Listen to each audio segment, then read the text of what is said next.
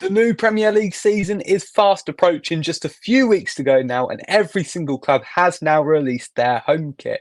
Join us in this video as we rank them from worst to best.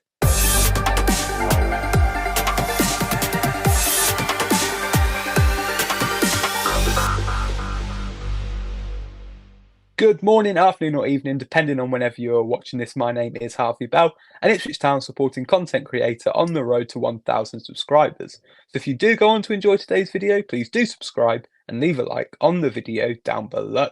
We'll jump right on with this video then, and we'll start with the worst Premier League kit, in my opinion, of this season, and that is Chelsea. I just don't get what they were trying here. All these different shades of blue, it just doesn't work. It looks like a 3-year-old has done his aquadoodle all over a plain blue shirt, and I don't think it's going to go down very well with Chelsea fans at all. 19th, and we are going with Southampton. Now, in fairness, what can you do with a Southampton kit? Red and white stripes every year, not much creativity, not much originality, and also the sponsor here just makes it very unaesthetically pleasing. Brentford in 18th, and very similar to Southampton in the sense of there's not really much you can do with a Brentford kit, just the classic red and white stripes with a little bit of black mixed in there as well. Very reminiscent of the season that they went up, but ultimately lacking creativity, lacking imagination, and that's why it's so low down on the list. 17th, and just surviving the relegation zone, then we have got Leicester City. Now, I actually don't mind this kit at all. It's nice, it's plain, it's clean, and could actually be a lot higher up on this list, bar for the fact that it's the exact same kit as number 16, Manchester United. Now, I don't like this at all. I think it lacks creativity from Adidas. These are two Premier League clubs. They deserve to have more imagination put into their kits rather than just the same kit, different colours. There might be minor differences, but ultimately on the eye, they're just the same kits in different colour, and I think that that is very poor. Both kits are nice. They would appear higher up on the list, but for the fact that they are duplicates of one another. And on the theme of Adidas not being very creative, we've got number 15, Newcastle United. Again, not much that you can do with a Newcastle kit, black and white stripes, but I feel like Adidas have been more focused on trying to get their own brand in here, that actually they've missed out on trying to make this a Newcastle United kit, but more just a black and white Adidas shirt. It lacks creativity, not a massive fan of it at all, but this isn't an Adidas slating show. You'll see that there's a lot of Adidas kits higher up on the list, but I think the ones we've spoken about so far have not been great at all. Manchester City at 14th then, and in many ways this kit is perfectly okay. I don't mind that it's relatively plain. I think that keeps it nice and clean. But then you have the collars that have a lot going on in them and the sleeve cuffs. And really, I just think this confuses things. If you're going to have a plain kit, have a plain kit. If you're going to have a kit with lots of pattern on it, have a kit with lots of pattern on it. Don't try and be clever and have a halfway house, because I don't think it really works, and I don't think it's worked for Manchester City here. Could have been a nice kit, but slightly ruined by too much going on in the cuffs and the collar.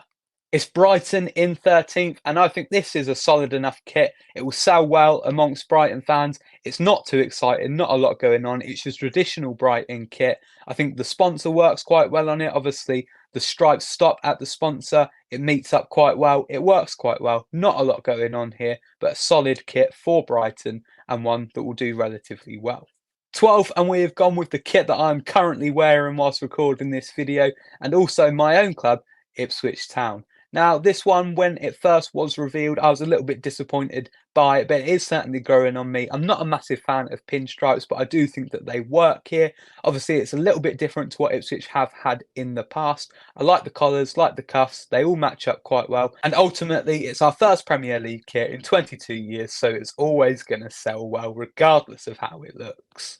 11th, and we've gone for Nottingham Forest. Now, earlier I was talking about Adidas not being very original. I still feel like here they've tried to get a lot of their branding in, but ultimately it's what they've got to do. They are a kit manufacturer. They've got to try and show that this is their kit. But also, at least here, they've been a little bit more original, and they have put some more texture on this Nottingham Forest shirt. And it's not just an Adidas kit. It's a Nottingham Forest kit, and I think it's one that their fans will be particularly happy with. Into the top half of the table then, number 10, and we're going with Tottenham Hotspur.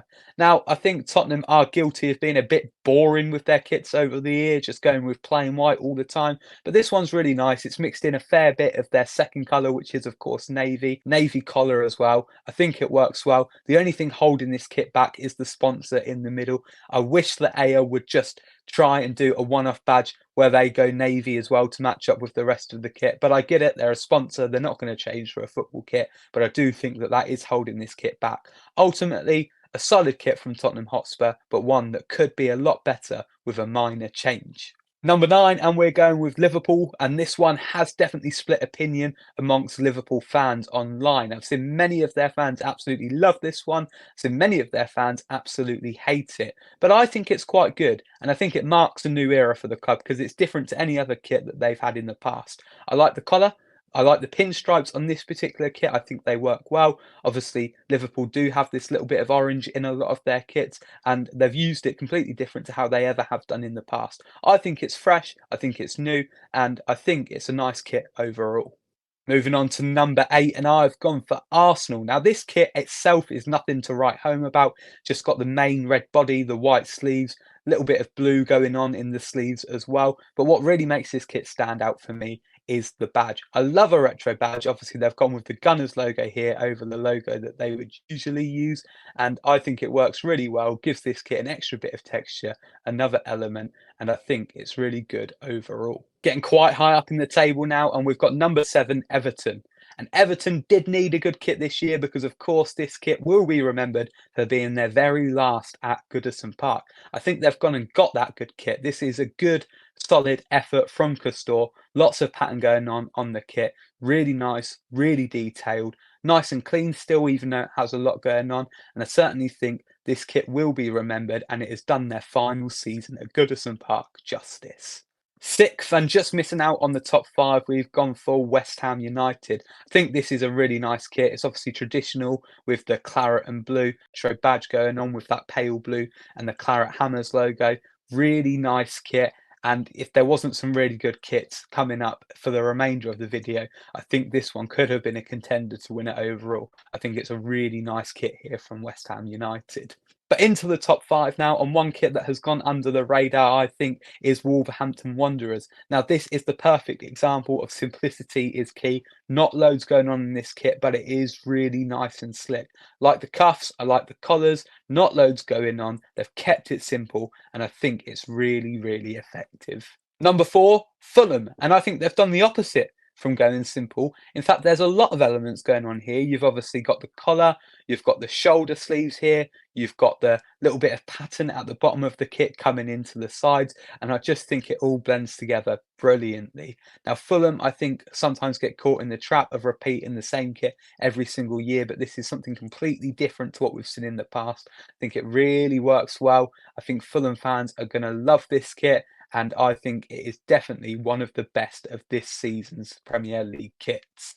3rd, and another club that can sometimes get caught in the trap of having the same bland and boring kit every year is Bournemouth, but not this year. Bournemouth are a club on the up. They're a team that done very well in the Premier League last season, and they've got a kit that matches their ambitions for the forthcoming campaign. They've massively reduced the amount of stripes on their kit. They've added a bit of gold in there, which really makes it stand out. And again, had the next 2 kits not been so good, this would have definitely been a contender to win it.